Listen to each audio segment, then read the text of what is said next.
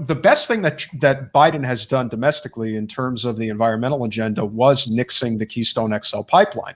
But the one problem with that is that you have a lot of people who are now out of work. I think that the most important thing, the legacy that could be Biden's presidency, is will we finally get an infrastructure bill centered on clean energy jobs? I do think that that is the future, and that is what can ultimately change things. And you got people from all over the political spectrum who advocates for this, whether it's Bernie, whether it's Andrew Yang, whether it's AOC. I think most people agree that we are at that point. In fact, Ayanna Pressley came out today in favor of a federal jobs guarantee. So I do think that the conversation is moving where it needs to. But if there is a signature issue, even if it's one, even if it's ban on fracking, what do you think would be the most readily available, singular issue we could fight for right now that would make a substantial difference, you think?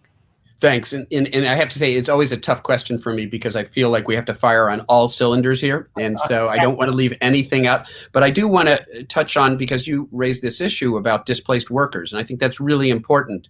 Now, some of that is industry propaganda, right? The fossil fuel industry wants you to think that this is job killing. Acting on the environment is job killing. And the Keystone XL pipeline, there may be 200 to 300 permanent jobs associated with the Keystone XL pipeline. They want you to think it's thousands and thousands of jobs, but it isn't. There's some temporary jobs in construction, but very few permanent jobs, because the fossil fuel industry is now highly automated. And that's the dirty secret they don't want you to know. They don't provide that many jobs. They do make huge profits, and they want to keep making those profits. And the coal industry, for example, they made huge profits on the backs of coal workers who I view as the victims. And here in Pennsylvania, you do have communities, coal communities, where, people were sort of stuck in, their, it's the only job in that area. And you sacrifice your health. People die of black lung. Hundreds of people have died in coal mine collapses, and the coal barons never seem to care. They continue to make profits. They continue to violate. And I think of Bob Murray, who passed away like a year ago. Murray Coal, that disaster some years ago, where dozens of coal miners were killed because he had failed to address any of the violations. And there are literally hundreds of violations, citations that he had. So let's be clear. The coal barons, those are the villains. The coal workers are the victims. And we have to make sure that there are jobs for them. We can't leave them behind. Look, we have to make this transition, right? I mean, we made the transition from whaling back in the 19th century. That used to be an industry. We got whale oil, that's how we lighted, our oil lamps. And, we stopped doing that because something much better came along, and that was fossil fuels. Well, look, something much better now has come along. The age of fossil fuels is ending because something better has come along. That's clean energy. That's renewable energy. So let's help. We don't mourn the loss of whaling jobs, right? We don't say, oh, those poor whalers who are out of work. We're happy that the people who used to be doing that are now doing something that doesn't involve, killing sentient, beings.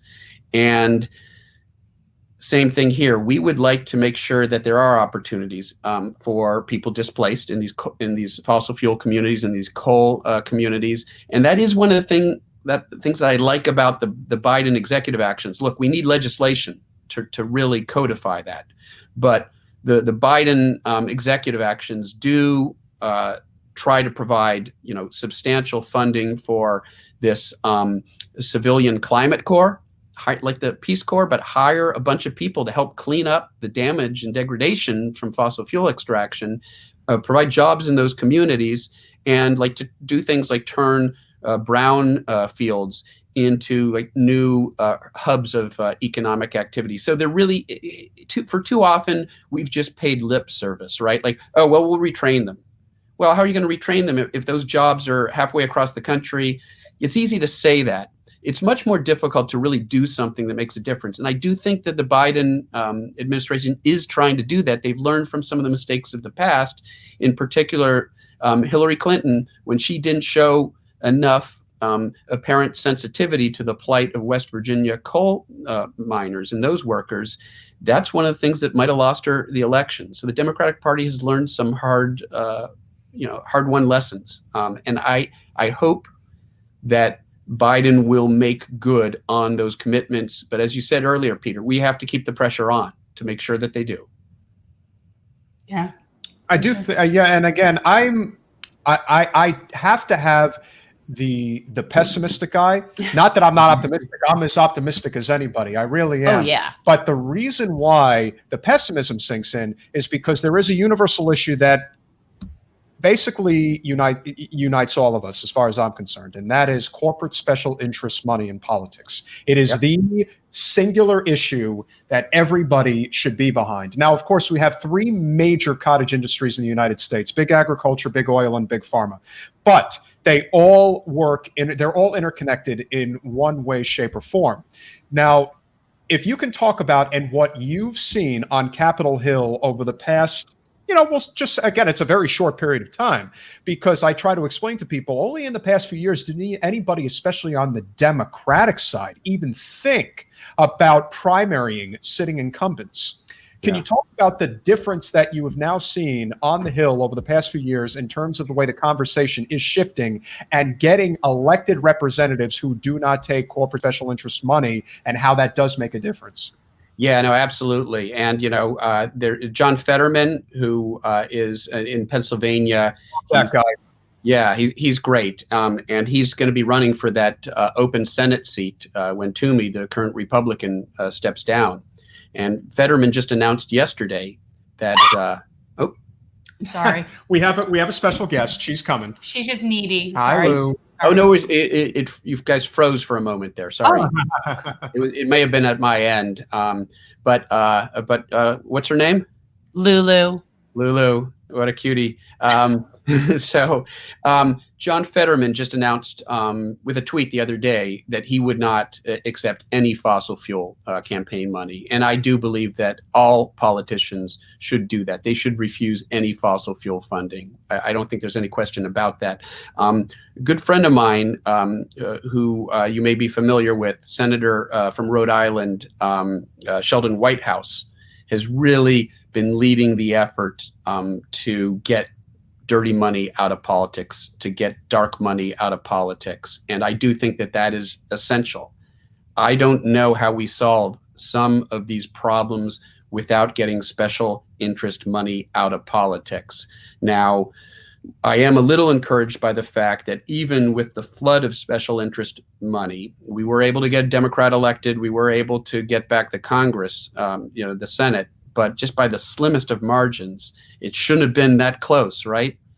It shouldn't have been a near split in the country between somebody like Donald Trump and somebody like Joe Biden. You talk about night and day.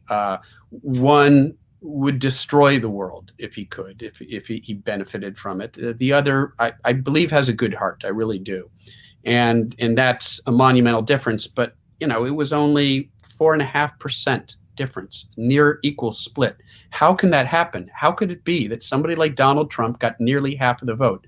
Well, we can only understand that through the influence of dark money and dirty money in politics, and we've got to get rid of it. And I hope that Sheldon, has a larger majority working with him maybe 2 years from now, where we can actually get some real legislation through that starts to get the dark money out of politics. Ultimately, the Democrats have to win multiple presidential elections to get a Supreme Court that will be willing to reject the Citizens United decision that put us where we are today. And so it all comes down, it really does, to voting, and not just voting in the presidential years, but the off-term and the midterm elections. It's so important, because if we don't turn out in those elections, well, we know what happens. We get back, our polluted politicians. Thanks for watching. If you want to support our mission to transform politics into service, please like this video, subscribe, follow us on social media, and consider joining our Patreon, where you'll get early access to our interviews as well as other exclusive content. Links are in the description. Peace out.